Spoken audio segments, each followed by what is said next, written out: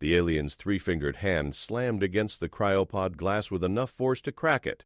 Her skin shimmered like oil on water, purple and silver veins pulsing beneath translucent flesh. Blood the color of mercury pooled at her feet. "Please," she gasped in fractured English, her vocal cords straining around sounds they weren't built for. "My children, station, collapsing. You save them. I give anything." Lieutenant Derek Hayes didn't have time for this. The research station lurched again, throwing him against the bulkhead. Somewhere in the labyrinth of corridors behind him, the Krell warship was burning through the hull. He had maybe 4 minutes before the entire orbital facility tore itself apart. "Where are they?" he snapped, checking his oxygen reserve. 30%. Not enough. The alien woman, easily 7 feet tall even while slumping against the wall, pointed down the flickering hallway with a trembling hand. "Nursery, Section 12. They cannot move yet. Too young." "How many?" 4. Derek's jaw clenched. His evac shuttle had 2 seats. The mission brief had been clear. Retrieve the human scientists, leave everything else. Command didn't care about alien civilians caught in the crossfire of humanity's first interstellar war. But her eyes, 3 of them arranged in a triangle across her elongated face, each one filled with the kind of terror that transcended species. "My husband died," she whispered, sliding down the wall. "Krell killed him." "Killed everyone. You are last. Last hope." Another explosion rocked the station. The lights died completely. Emergency reds kicked in, bathing everything in the color of dying suns. Derek activated his wrist scanner. Section 12 was 300 meters through a collapsing maze of alien architecture, past at least 2 hull breaches, directly toward the source of the fire. Suicide. He looked at the woman again. She was pressing something into his palm, a small device, warm to the touch, pulsing with gentle heat. "Thermal regulator," she said. "Human body. What? Too cold for my people. This keeps you warm in our temperatures. I keep you alive. You keep my children alive." "Please," the device activated automatically, bonding to his skin. Warmth flooded through him, pushing back the freezing void that had been seeping through the station's failing life support. Derek made a decision that would either save 4 lives or end his. "Stay here," he commanded, mag-locking his rifle. "I'm coming back with all 4, or I'm not coming back at all." He ran towards Section 12 as the station screamed its death rattle around him. Behind him, the alien mother collapsed completely, whispering prayers in a language older than human civilization. The countdown in his helmet read 3 minutes, 40 seconds. Derek vaulted over a collapsed support beam, his boots magnetic locking to the deck, plating for half a second before he launched forward again. The thermal regulator hummed against his chest, somehow keeping his core temperature stable even as frost formed on the corridor walls. Section 12 was a nightmare of alien engineering. The passageways curved in ways that defied human spatial reasoning, spiraling upward and inward simultaneously. His helmet display flickered, struggling to map the geometry. 2 minutes, 50 seconds. He rounded a corner and stopped dead. A hull breach gaped 10 meters ahead, the size of a cargo door. Beyond it, stars wheeled in the black. The only way across was a narrow maintenance catwalk. Half of it already peeled away into space. No choice. Derek took 3 running steps and jumped. His right hand caught the twisted railing. Metal shrieked. The catwalk swung outward over the void, and for one terrible second he was hanging above an infinite drop, the planet's crescent glowing beneath him like a blue-green eye.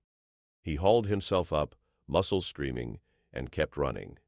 The nursery door was sealed, its alien locking mechanism pulsing with bioluminescent patterns he couldn't read.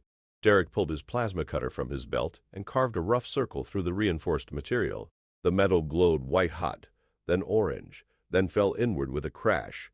The room beyond stopped him cold. 4 cribs, each one containing something that looked like a cross between a caterpillar and a dolphin. The children were maybe 2 feet long, their skin the same translucent shimmer as their mother's, but softer, more delicate. They didn't cry, they hummed, a collective sound like wind through crystal caves. And they were dying. Their skin was turning gray, the silver veins fading to dull pewter. The temperature in the nursery had dropped to near freezing. Without their species' natural heat, they had minutes left. Derek moved fast. He grabbed the first child, expecting it to be light. Instead, it was dense, heavy as a sack of sand. He tucked it against his chest. The thermal regulator flared brighter, and the child's humming strengthened immediately. 1 down. 3 to go. No way to carry them all. He looked around desperately. There, in the corner, some kind of transport container. He dumped it out, ripping away alien supplies he didn't recognize, and lined the bottom with thermal blankets from the cribs. 2 minutes, 10 seconds. He placed all 4 children inside, then yanked the power cell from his rifle and jury-rigged it to the container's base. The makeshift heater sputtered to life. Not perfect, but it would keep them alive for a few minutes. Derek hoisted the container onto his back, magnetic locking it to his suit's cargo frame. The weight nearly buckled his knees. Easily 150 pounds, maybe more. He ran anyway. The station groaned around him, a sound like a dying leviathan. Through the hull breach, he could see the Krell warship, a massive thing shaped like a serrated blade, still firing into the station's core. They weren't here for prisoners. They were here to erase. Derek hit the catwalk at full sprint. It gave way beneath him. He fell. His left hand shot out, caught a jagged piece of decking. His shoulder joint popped with an audible crack. The container on his back shifted, threatening to drag him down into the black. The children hummed louder, frightened. "Not today," Derek growled through gritted teeth. He swung his legs up, got a boot on solid metal, and pushed. His shoulder was useless now, hanging at a wrong angle, but his right arm still worked. He climbed one-handed, the container's weight trying to pull him back down with every movement. 90 seconds. He cleared the breach and staggered back toward the cryopod bay. His vision was tunneling, the pain in his shoulder turning everything white at the edges. The thermal regulator kept pumping heat into his body, kept him conscious when he should have been passing out. The alien mother was still there, barely breathing, her 3 eyes tracking his approach. "I have them," Derek gasped. He set the container down. She crawled forward, opened it with shaking hands, and the humming multiplied as the children recognized their mother. She pressed her face against them, her whole body shuddering. "Thank you," she whispered. "Thank you, human. 45 seconds. Derek grabbed her arm. "We're leaving." Now, Derek's shuttle was exactly where he'd left it, mag-locked to the station's outer docking ring. The problem was getting there. The main corridor had collapsed completely, buried under 3 tons of twisted metal and sparking conduits. "Alternative route," he muttered, pulling up his wrist display with his good hand. His left arm hung useless, the shoulder joint grinding with every movement. The alien mother, whose name he still didn't know, was carrying the container now. Despite her injuries, despite the blood still leaking from wounds across her torso, she moved with desperate strength. The children hummed constantly, their sound rising and falling like a heartbeat. 20 seconds. "There," Derek pointed. "Emergency maintenance shaft. Leads directly to the docking ring." They ran. The shaft was narrow, built for repair drones, not people. Derek went first, kicking out the access panel and dropping into darkness. His helmet light activated automatically, illuminating a vertical tunnel that dropped 30 meters straight down. "Climb!" he shouted up. The alien mother didn't hesitate. She secured the container to her back with some kind of organic webbing that secreted from her forearms, then descended the ladder faster than Derek thought possible. Her 3-fingered hands gripped the rungs with absolute certainty. They hit bottom just as the station's main reactor went critical. The shock wave threw them forward. Derek's helmet cracked against the tunnel wall. Stars exploded across his vision. The alien mother wrapped herself around the container, protecting her children as debris rained down from above. Then they were moving again, crawling through the maintenance shaft on hands and knees. Derek's shoulders screamed. He ignored it. Pain was just information, and right now the only information that mattered was the docking ring coordinates flashing on his display. 50 meters, 40, 30. The shaft opened into the docking bay. Derek's shuttle sat there like a beautiful, blessed miracle. But between them and salvation stood something else. A Krell soldier. It was massive, 8 feet of chitinous armor and serrated limbs. Its triangular head swiveled toward them, compound eyes reflecting Derek's helmet light in 1,000 fractured points. In its claws it held a plasma lance, still glowing from recent kills. The alien mother froze. Derek didn't. He grabbed the plasma cutter from his belt with his good hand and threw it. Not at the Krell, but at the oxygen line running along the wall beside it. The cutter spun end over end, its activation stud depressing on impact. The line ruptured. Pressurized oxygen screamed into the bay. The Krell turned toward the sound, confused for just a second. Derek pulled his sidearm and fired once into the expanding cloud. The oxygen ignited. The explosion wasn't large, but it was enough. The Krell staggered backward, its armor scorched, momentarily blinded. Derek was already running, grabbing the alien mother's arm, dragging her toward the shuttle.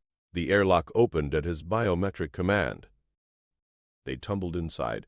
Derek slammed the emergency close, and the door sealed with a pneumatic hiss just as the Krell's plasma lance burned a hole through the space where they'd been standing. "Strap in," Derek commanded, throwing himself into the pilot's seat. His hands flew across the controls, muscle memory taking over. The shuttle's engines roared to life. Through the viewport, he could see the Krell soldier charging. Behind it, the entire station was tearing itself apart, massive sections breaking away and tumbling into the planet's gravity well. Derek punched the throttle. The shuttle shot forward, threading through the docking ring at a speed that would have gotten him court-martialed under normal circumstances. The Krell's lance fire chased them, superheated plasma streaking past the hull close enough to trigger proximity alarms. Then they were clear, accelerating away from the dying station. Derek banked hard, putting the shuttle into a spiral that used the station's debris field as cover. Chunks of metal and ice flashed past the viewport. His targeting computer screamed warnings. He ignored them all, trusting instinct over instruments. The alien mother had strapped the container into the co-pilot's seat. She was leaning over it, checking her children, her 3 eyes wide with fear and hope in equal measure. "Are they okay?" Derek asked, leveling out their trajectory. She looked up at him. "Alive. Because of you." Behind them, the station finally gave up its fight. It broke into 3 massive pieces, each one spiraling away in different directions. Small explosions rippled across the fragments like dying stars. Derek set course for the nearest human outpost, a military installation on the moon of Kepler 442c. It was a 4-hour burn at maximum sustainable speed. He let out a breath he didn't know he'd been holding. "I am Lyra," the alien mother said quietly. "My children are Finn, Kale, Mira, and Zara. You should know their names. You gave them their futures." Derek glanced at her. Even injured, even covered in her own blood, she held herself with dignity. "Lieutenant Derek Hayes," he replied, "and we're not safe yet. The Krell don't give up easy." As if summoning them with his words, the proximity alarm screamed. 3 Krell fighters had broken from the main warship and were vectoring toward them, weapons hot. Lyra's eyes went wide. "Can we outrun them?" Derek checked his instruments. The fighters were faster, better armed, and there were 3 of them. "No," he said. Then he smiled cold and hard. "But I don't plan to run." Derek killed the main engines and flipped the shuttle into a backward tumble. Lyra gasped, gripping the armrests as the stars wheeled crazily through the viewport. The container holding her children stayed secure, but the humming from inside rose in pitch. "What are you doing?" she demanded. "Something stupid," Derek said. "Hold on." The 3 Krell fighters came in fast, their formations tight and professional. They expected the shuttle to run, to dodge, to burn every ounce of fuel trying to escape. Instead, Derek was drifting straight toward them, engines cold, looking like a derelict. The lead fighter opened fire. Plasma bolts streaked through space. Derek waited.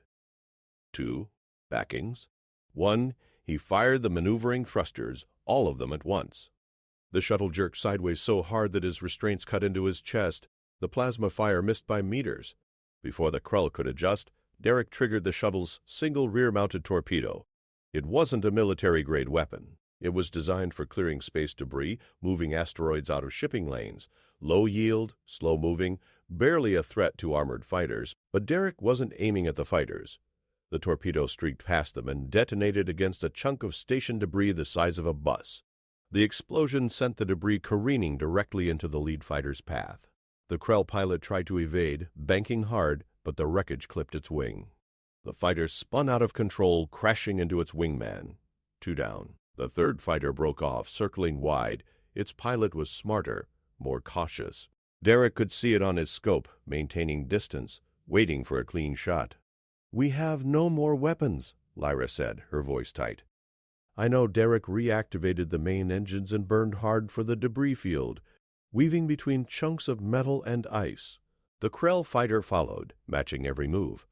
Plasma fire lit up the darkness around them, each shot coming closer. His damaged shoulder sent lightning bolts of agony through his arm every time he yanked the controls.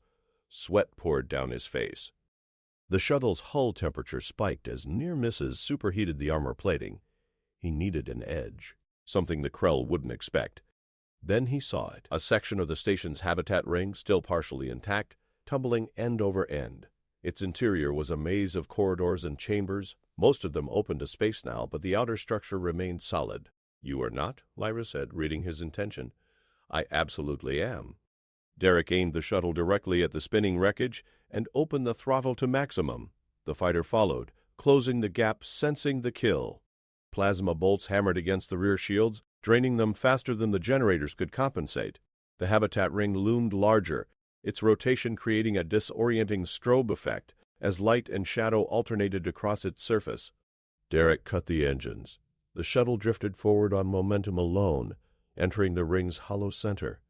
The structure was rotating around them now, massive walls of twisted metal spinning past in a deadly carousel. The Krell fighter followed them in. Big mistake. Derek waited until they were exactly at the center point, then fired every maneuvering thruster simultaneously in a chaotic pattern. The shuttle lurched and spun, its trajectory becoming completely unpredictable. The Krell pilot tried to match the maneuver. But the fighter was designed for open space combat, not tight quarters acrobatics. It clipped one of the rotating walls. The impact was catastrophic. The fighter disintegrated in a bloom of fire and debris. The explosion triggered a chain reaction in the habitat ring, tearing it apart from the inside. Derek punched the engines and shot out of the collapsing structure, debris trailing behind them like a comet's tail. When they cleared the field, space was quiet again. No more Krell, no more threats. Derek let his head fall back against the seat. His shoulder was a mass of grinding bone and torn muscle. His hands were shaking, but they were alive. "That was," Lyra began, then stopped. "Human combat doctrine does not include suicidal tactics. You've been reading our manuals? My husband was a xenologist. He studied your species." Her voice went soft. "He said humans were unpredictable. Dangerous not because of your technology, but because you refuse to accept impossible odds." Derek managed a weak laugh. He was right. Lyra reached over with one of her long, elegant hands and touched his good shoulder. The gesture was unmistakably grateful. "My people have a saying," she said. "The desperate mother finds strength in stone. The desperate warrior finds strength in death. But the human finds strength in defiance itself." "Your husband taught you that?" "No, I just learned it from you." Derek checked the navigation computer. 3.5 hours to the outpost. His shoulder needed medical attention urgently, but he could make it. They could make it. He glanced at the container. Through its transparent upper section, he could see the 4 children, their translucent skin glowing faintly with renewed health. They had stopped humming. Now they were sleeping, safe. "Lyra," Derek said, "when we get to the outpost, there's going to be questions. Protocols. Command doesn't have procedures for alien refugees. Will they send us away?" Derek thought about the regulations, the chain of command, the mountains of paperwork this was going to generate. Then he thought about 4 children who would be alive to cause that paperwork. "No," he said firmly. "They won't. I'll make sure of it." The outpost loomed ahead, a cluster of pressurized modules clinging to the moon's surface like metal barnacles. Derek transmitted his emergency codes and received immediate clearance. The landing bay doors yawned open, revealing harsh white light and a medical team already assembled. The shuttle touched down with a pneumatic hiss. Derek tried to stand and nearly collapsed. His vision grayed at the edges. The adrenaline that had kept him functional was wearing off, leaving only pain and exhaustion. Lyra caught him with surprising gentleness. "Easy, warrior," the airlock cycled. Ulta. The bay beyond was filled with personnel, all of them staring, not at Derek, but at the 7-foot alien woman carrying a container of humming children. Commander Patricia Vance pushed through the crowd. She was a compact woman with iron gray hair and eyes that missed nothing. Her gaze swept from Derek's ruined shoulder to Lyra to the container. "Lieutenant Hayes," she said, her voice flat. "Report." Derek straightened, despite the pain. "Station Echo 7 destroyed by Krell assault. All human personnel presumed lost. I evacuated these civilians during the attack." "Civilians?" Vance repeated, her eyes on Lyra. "The Krell are targeting their own species now?" "No, ma'am," Derek said. "Lyra's people, the Kazran, were neutral. The Krell didn't care." Vance's expression didn't change, but something flickered behind her eyes. She'd been in this war long enough to know what neutral meant to the Krell. It meant nothing. "Medic," she snapped. Two personnel rushed forward, guiding Derek toward a stretcher. He resisted. The children first. They need specialized heat. Their biology runs hotter than ours. Vance looked at Lyra. "Is this true?" Lyra nodded, speaking careful English. "My children will die in your temperatures, please. I will explain everything. Just help them first." For a long moment, Vance studied the alien mother. Then she turned to her science officer. "Dr. Okonkwo set up a medical suite with environmental controls. Get those children stabilized." "Ma'am, we don't have xenobiology protocols for—" "Then improvise, doctor. That's what we pay you for." Okonkwo, a tall woman with precise movements, nodded and led Lyra toward the medical bay. The Kazran mother looked back once at Derek, her three eyes filled with wordless gratitude, before disappearing through the hatch. Only then did Derek let himself be lowered onto the stretcher. He woke 6 hours later in the medical ward. His shoulder had been reconstructed with synthetic tissue and bone scaffolding. The pain was gone, replaced by a dull ache and the stiffness of fresh healing. Vance was sitting beside his bed, reviewing a data tablet. "How are they?" Derek asked immediately. "The children are stable." Dr. Okonkwo rigged a thermal chamber using industrial heating elements. "Crude, but effective." Vance set down the tablet. "The mother, Lyra, hasn't left their side. She's been telling us about the attack." Derek sat up carefully. "What did she say?" "That the Krell hit the station without warning. Killed everyone who resisted. Captured everyone who surrendered. Lyra's husband tried to protect the research staff. The Krell executed him in front of her." Vance's voice remained neutral, but her knuckles were white. "She says you ran into a collapsing station to save children you'd never met. She asked for help, and you could have refused." "Should have refused, according to mission parameters." Derek met her eyes. "Would you have, ma'am?" Vance was silent for a moment. Then she almost smiled. "No, Lieutenant, I wouldn't have." She stood. "Fleet Command wants a full debriefing. They're also very interested in our new guests. The Kazran aren't part of any alliance we know about. What happens to them?" "That depends." Vance moved toward the door, then paused. "The Kazran have advanced biotechnology, medical capabilities beyond our current level. If Lyra's willing to share knowledge in exchange for asylum, Command will authorize it." "And if she's not willing?" Vance's expression hardened. "Then we follow regulations. Process them as refugees, transfer them to the nearest safe zone." She didn't say what they both knew. There were no safe zones in this war. Not anymore. Derek swung his legs off the bed. "I need to talk to her." "You need to rest." "With respect, ma'am, I didn't carry 4 alien children through an exploding station just to let bureaucracy kill them now." Vance studied him for a long moment. Then she nodded. "Medical Bay 3. Don't aggravate that shoulder." Derek found Lyra standing over the thermal chamber. Inside, her 4 children floated in a thick, warm gel, their translucent skin glowing with health. They were awake now, their eyes open, humming softly to each other. "They are beautiful," Lyra said without turning. "You gave them back to me. How does a mother repay such a debt?" "You don't," Derek said quietly. "But Command is going to ask things of you. Information. Technology. They'll call it cooperation, but it's really a transaction." Lyra turned to face him. In the medical bay's softer lighting, her injuries were more visible. Dozens of small wounds across her torso, already healing but still raw. "Your commander wants my people's medical knowledge," she said, "in exchange for protection." "Yes." "And if I refuse?" Derek chose honesty. "Then you'll be processed as refugees and sent away, to somewhere Command considers safe, which means nowhere." Lyra looked back at her children. Finn, the smallest, pressed a tiny hand against the chamber wall. Lyra matched it with her own, the two hands separated by transparent material. "My husband died believing species could work together," she said softly. That the war didn't have to consume everyone, the Krell proved him wrong. They killed him for that belief. She turned back to Derek. "But you, human warrior, you proved him right. You risked everything for children not your own, for a species you'd never met. So you'll help us?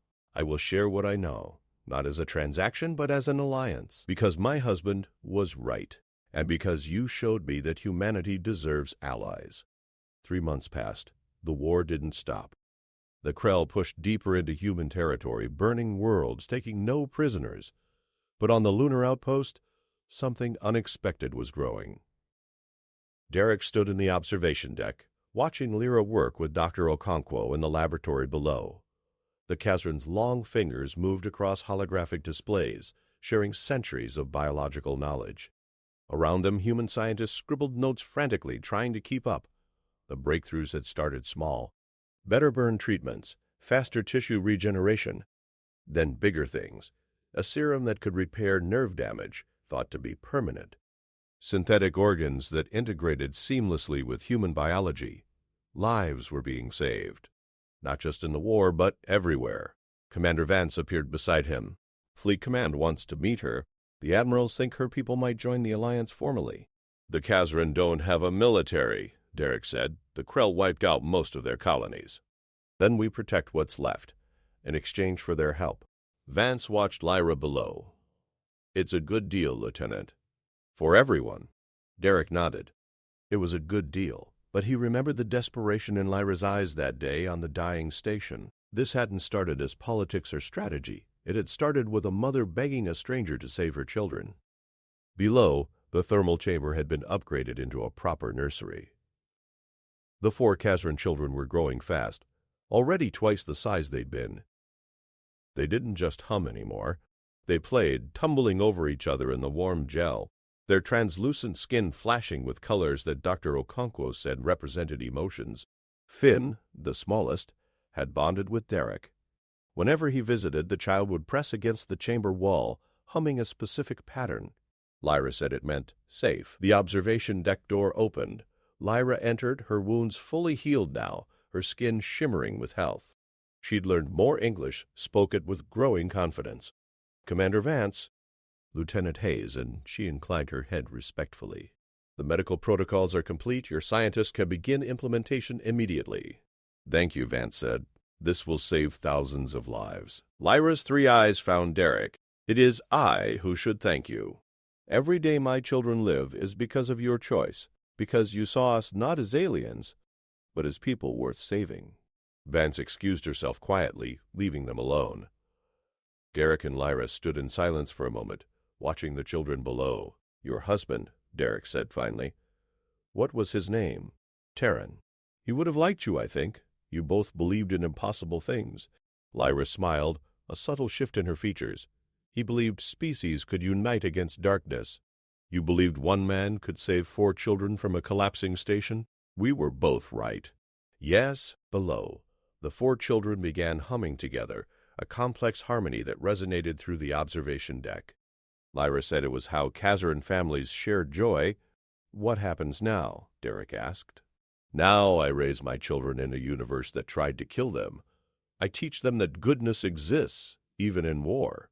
I tell them about the human who defied death itself because a desperate mother asked for help." She looked at him directly. "And when they are old enough to understand sacrifice, I will tell them your name, Derek Hayes, so they never forget what one act of courage can mean." Derek felt something tight in his chest loosen.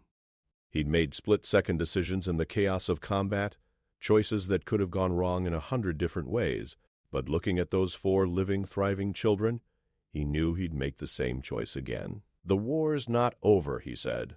"No, but we face it together now, Kazran and human. Because you showed us we could." Alarm suddenly blared. Vance's voice crackled over the intercom. "All personnel to stations. Krell fleet detected in system. This is not a drill." Derek's hand went instinctively to his sidearm. Lyra's eyes widened, but she didn't panic. She simply looked at her children one more time, then turned to Derek. "Go," she said firmly. "Protect us all. That is what warriors do." Derek nodded and ran for the hangar bay. Behind him, Lyra returned to the nursery, gathering her children close. The war continued, but humanity wasn't fighting alone anymore, and in the cold mathematics of survival, sometimes one act of desperate kindness could shift the balance of everything. Derek Hayes had saved 4 children from the darkness. In return, they'd given humanity hope.